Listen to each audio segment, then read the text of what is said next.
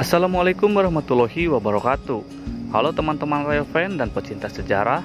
Pada kesempatan kali ini saya akan mencoba membahas sedikit tentang sejarah jembatan kereta api yang melintang di atas Kali Bekasi. Jalur kereta api dari Batavia hingga Karawang dibangun oleh perusahaan kereta api swasta Bataviasi Oosterpoorweg Maskapai atau BOS.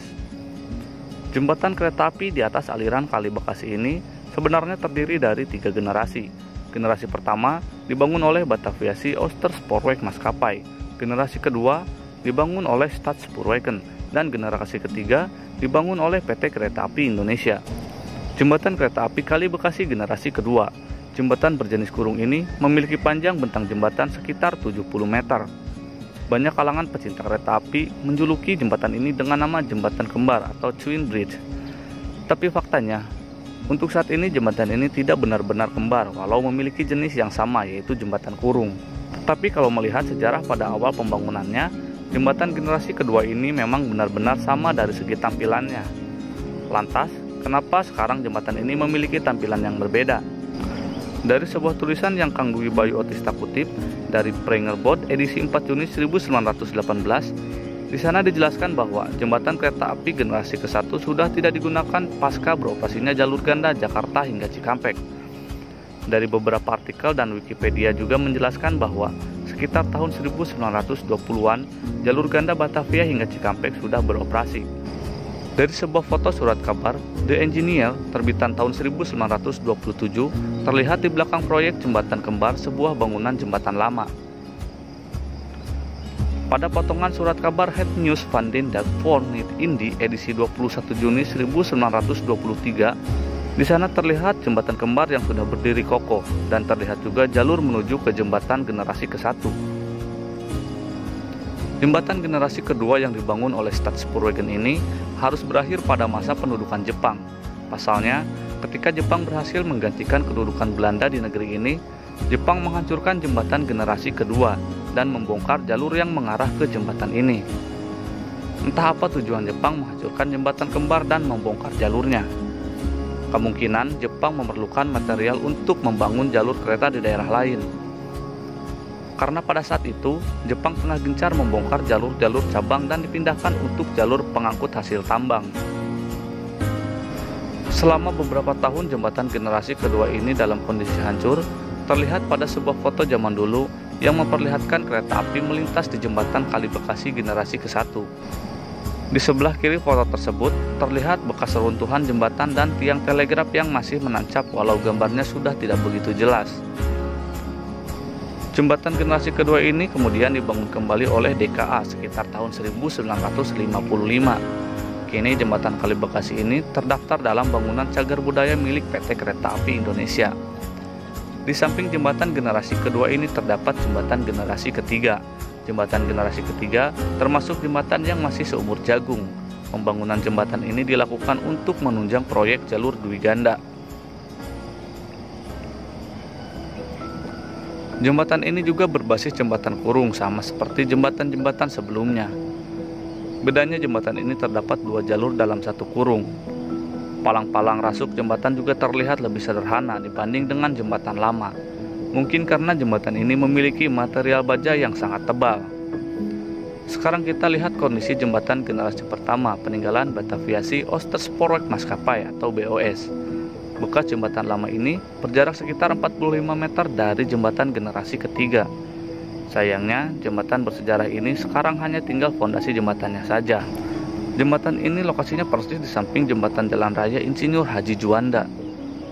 Pada majalah The Engineer edisi 8 Agustus 1891 dan koran Bataviasi Nieuwsblad terbitan 8 Maret 1890, juga pada terbitan 5 Juli 1890, di sana dikatakan bahwa jembatan ini selesai dibangun pada Juli 1890 dan sudah mulai dioperasikan pada 14 Agustus 1890.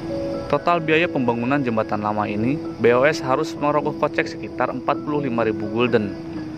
Kalau kita lihat secara sekilas, jembatan generasi pertama ini fondasi dan pilar jembatannya mirip dengan konstruksi jembatan jalan raya.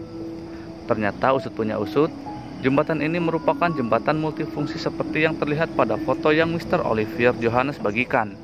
Jembatan kurung dengan konstruksi dinding berbentuk busur ini dapat dilalui oleh kendaraan jalan raya maupun kereta api. Terlihat jalur kereta api milik BOS di tengah jalan pada area jembatan. Setelah Staatssporwagen mengakuisisi jalur BOS pada 1898, Staatssporwagen mulai berbenah di jalur peninggalan BOS ini. Untuk meningkatkan kekuatan beban jembatan, akhirnya Staatssporwagen merubah konstruksi peninggalan BOS. Konstruksi baru yang dibuat Staatssporwagen sama seperti konstruksi jembatan kembar Bekasi dan jembatan Bojong di Kedung Gede. Pada koran Batavia Newsblad terbitan 14 Maret 1913, di sana ditulis bahwa jembatan jalan raya mulai dibangun pada tahun 1913 dengan biaya 44.680 gulden. Dengan rasa penasaran yang sangat luar biasa mengenai jembatan lama ini, saya mencoba untuk turun ke bawah fondasi untuk melihat strukturnya. Dari atas jembatan hingga ke turap aliran sungai tidak begitu menyulitkan karena terdapat jalan setapak. Kalau dilihat dari bawah, fondasi jembatan yang sudah ditumbuhi tanaman rambat ini menimbulkan kesan yang sedikit menyeramkan. Fondasi bekas jembatan ini tersusun dari bata merah yang memiliki kualitas terbaik. Di bagian tepi fondasi masih terlihat bekas alas rangka baja, tetapi tidak bisa saya temukan satupun rangka baja penyusun jembatan ini. Pohon besar menghiasi bagian tepi jembatan dengan akar yang merambat ke sana kemari. Banyak sekali sampah berserakan yang sengaja dibuang di aliran sungai Kali Bekasi. Suatu kebiasaan buruk masyarakat yang memang harus segera dirubah. Jangan sampai perilaku seperti ini akan mengakibatkan bencana ke depannya. Pada akar pohon sedikit menyulitkan saya untuk turun ke bawah lagi. Pasalnya posisinya cukup curam. Setelah di bawah, baru saya bisa melihat megahnya fondasi-fondasi jembatan peninggalan zaman kolonial tersebut. Tetapi untuk fondasi di sebelah timur, di atasnya sudah dibangun bangunan. Di area sekitarnya juga sudah banyak gubuk-gubuk para tunawisma. Sedangkan jalur yang mengarah ke timur sekarang sudah menjadi area pertokoan. Pada fondasi jembatan jalan raya terdapat sebuah lubang setengah lingkaran yang kini dihuni oleh tunawisma. Jembatan jalan raya ini juga pernah diledakkan oleh pejuang yang dipimpin Mayor Samba saat para pejuang sudah mulai terdesak. Kali Bekasi yang mengalir di bawah jembatan-jembatan ini juga menyimpan kisah pilu dari pasukan Kaigun Jepang. Pasukan Kaigun sendiri merupakan pasukan angkatan laut Jepang. Setelah Amerika mendapatkan persetujuan dari Britania Raya yang tertuang dalam perjanjian Quebec, pada bulan Agustus 1945, dua buah bom atom yaitu Little Boy dan Fat Man dijatuhkan di dua kota besar di Jepang, yaitu di Hiroshima dan Nagasaki. Kejadian tersebut membuat Jepang menyerah tanpa syarat kepada sekutu dalam peperangan Asia Timur Raya. Selama transisi itu berlangsung, Jepang wajib menjaga keamanan dan ketertiban bekas daerah jajahannya sebelum pasukan sekutu tiba. Sementara, pasukan-pasukan Jepang sebagian sudah mulai dipulangkan ke negara asalnya. Pada 19 Oktober 1945, Letnan II Zakaria Burhanuddin mendapat perintah penting bahwa akan ada kereta api pengangkut 90 pasukan Kaigun yang melintas langsung di stasiun Bekasi. Ke-90 pasukan Kaigun itu dibawa menggunakan kereta api dari Jakarta menuju Bandara Kalijati di Subang. Untuk selanjutnya, diterbangkan menggunakan pesawat ke negara asalnya Jepang.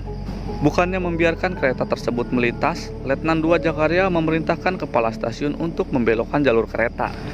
Seketika kereta api dari jalur 2 masuk ke jalur 1 yang merupakan jalur buntu. Sang masinis pun lantas memberhentikan kereta api tepat di tepi Kali Bekasi. Massa pejuang dari berbagai kalangan berkumpul kala itu di sekitaran kereta api yang sudah berhenti. Letnan II Zakaria mencoba masuk ke dalam kereta api walaupun pihak Jepang tidak bersedia membuka pintu kereta.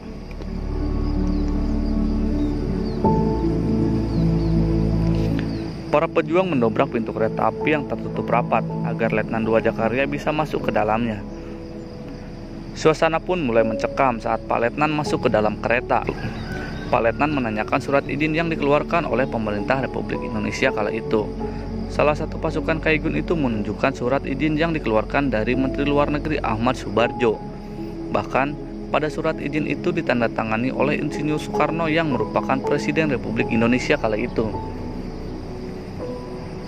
Di saat bersamaan, tiba-tiba salah satu pasukan Kaigun itu menembakkan pistol, entah apa tujuannya. Mendengar letusan senjata, semua massa pejuang langsung bertindak seakan-akan letusan senjata itu sebuah komando. Peperangan terjadi selama beberapa menit saja. Setelahnya, massa pejuang berhasil menguasai kereta api yang berisi pasukan Kaigun itu. Semua barang-barang yang ada di kereta berhasil dirampas oleh massa pejuang, termasuk ratusan pucuk senjata. Pasukan-pasukan Kaigun naas itu digiring ke penjara yang berada di belakang stasiun Bekasi. 4 jam kemudian, tanpa perintah dari Mayor Sambas, pasukan-pasukan Kaigun itu digiring menuju ke jembatan Kali Bekasi. Massa pejuang yang geram terhadap pada masa pemerintahan Jepang yang kejam akhirnya melampiaskan kekesalannya. Satu persatu pasukan Kaigun itu dieksekusi dengan cara dipenggal. Tubuh-tubuh para pasukan dibuang ke Kali Bekasi dan hanyut terbawa aliran sungai. Menurut cerita-cerita masyarakat, saking banyaknya pasukan yang dieksekusi menjadikan warna Kali Bekasi menjadi merah. Merah aliran sungai itu disebabkan oleh darah para pasukan Kaigun yang dibuang ke Kali Bekasi. Kejadian tersebut membuat Laksamana Maeda marah besar. Laksamana Maeda sendiri merupakan penghubung antara Angkatan Laut dan Angkatan Darat Kekaisaran Jepang. Laksamana Maeda juga merupakan perwira muda Jepang yang ikut andil dalam kemerdekaan negara Republik Indonesia. Sebagai rasa tanggung jawab, pada 25 Oktober 1945, Insinyur Soekarno sebagai Presiden Republik Indonesia mendatangi kota Bekasi. Dalam pidatonya, Presiden Soekarno memohon agar tidak ada lagi penghadangan kereta api yang dilakukan oleh massa pejuang Bekasi, karena dengan begitu akan mengganggu perjalanan kereta api.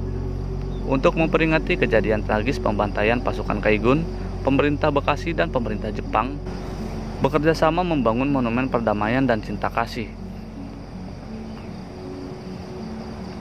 Konon pasca kejadian pembantaian tersebut, sering orang melihat pasukan tanpa kepala berbaris di sepanjang jembatan dengan lengan memegang kepala masing-masing.